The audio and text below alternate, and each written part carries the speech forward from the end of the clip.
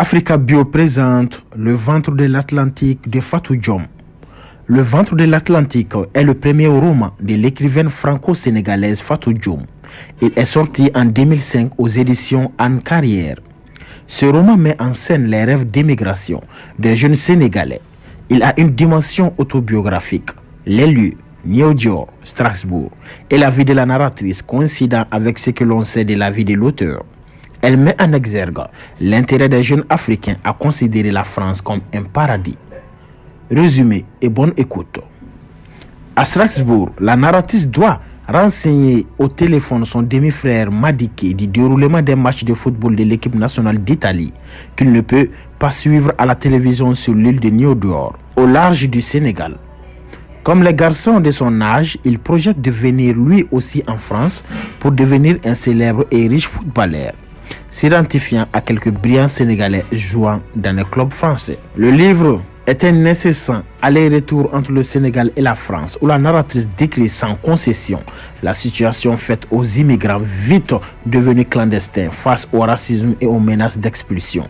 Mais elle est lucide aussi avec son village d'origine, où l'analphabétisme, la situation des femmes, le pouvoir des marabouts, la tendance à tout exiger de ceux qui se sont expatriés sont évoqués sans phare. De même qu'est souligné l'inégalité foncière entre le Français qui peut sans visa faire du tourisme, même sexuel au Sénégal, et le Sénégalais pour lequel l'obtention d'un visa pour la France est un parcours semé d'obstacles, y compris financiers. Chapitre 1. Le mariage en Afrique. Fatou Diom raconte l'histoire de Sankele, la fille d'un vieux pêcheur. Sankele a une finesse d'esprit. Elle est convoitée pour sa beauté et tombe amoureuse de Nétar. Cependant, son père a déjà choisi l'homme de Barbès pour devenir son époux.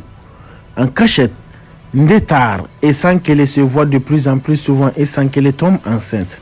Son bébé représente un déshonneur pour la famille et le vieux pêcheur décide de tuer le bébé en l'étouffant dans un sac plastique, car un enfant illégitime ne peut grandir sous son toit.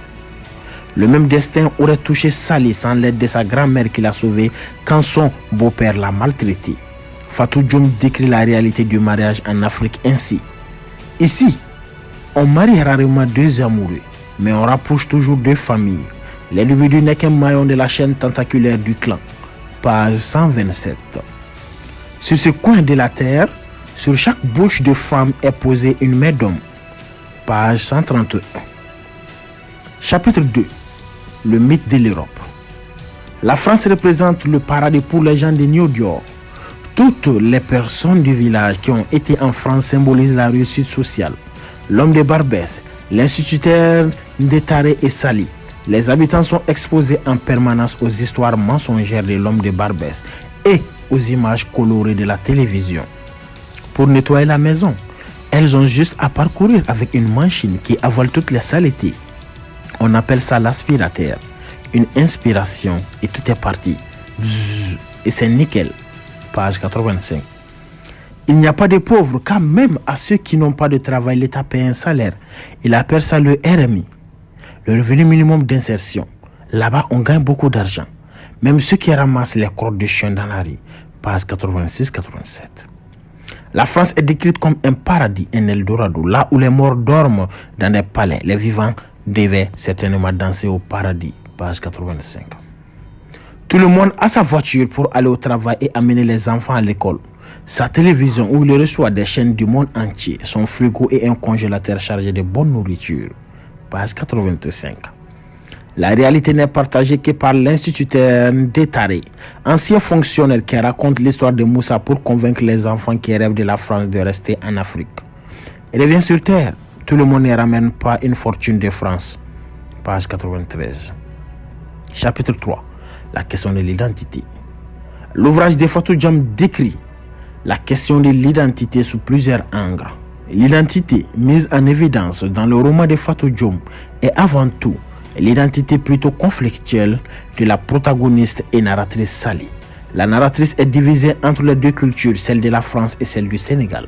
C'est en effet le regard des autres, lui reprochant son altérité, qui l'empêche de se sentir chez elle. En outre, la question de l'identité est évoquée à travers les différences entre les pratiques culturelles, comme par exemple la nourriture. C'est ainsi qu'on parle de ceux qui, loin de chez eux, quand on a oublié leur plat, leur musique, Leurs fleurs, leurs couleurs préférées, quand on ne sait plus s'ils prennent le café avec ou sans sucre. Toutes ces petites choses qui ne tiennent pas dans une valise, mais font qu'en arrivant, on ne sent que ce soit ou pas. Fatou Diom crée le clivage entre les deux cultures, opposant constamment les mœurs des deux continents, les noms, le rapport à la culture, les jours de naissance, etc. À travers un langage coloré, la narratrice prend alors plaisir à rythmer son discours de proverbes de village. Dans la culture africaine, les proverbes jouent un rôle prépondérant. Ils sont des éléments qui nourrissent l'identité culturelle de chaque famille. La littérature africaine donne plus de valeur à la littérature orale qu'à la littérature écrite. La littérature orale en Afrique a recours aux genres tels que les proverbes, les contes, les panégyriques, etc. Ainsi, la narratrice trouve le confort à citer sa grand-mère. Née sous la pluie, avait-elle murmuré: tu n'auras jamais peur d'être mouillé par les salives qui répandra ton passage. Le petit du dauphin ne peut craindre la noyade, mais il te faudra aussi affronter le jour. Très souvent, les proverbes africains jouent sur la métaphore de la nature qui est d'une grande importance dans la culture africaine.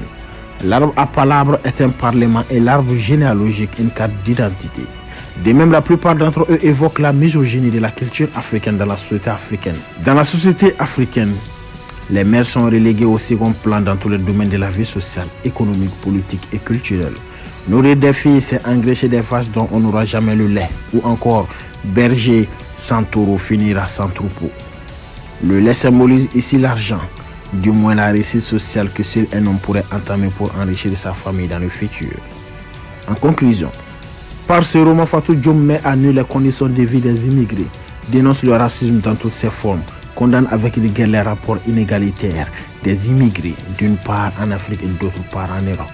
Elle allonge sa liste de désapprobation à l'égard des faux marabouts, la notion d'enfant illégitime et surtout le néocolonialisme. Enfin, elle met en lumière les difficultés rencontrées des femmes dans les régimes polygames et le choc des femmes dans l'attente des immigrés. Merci pour l'écoute et à la prochaine.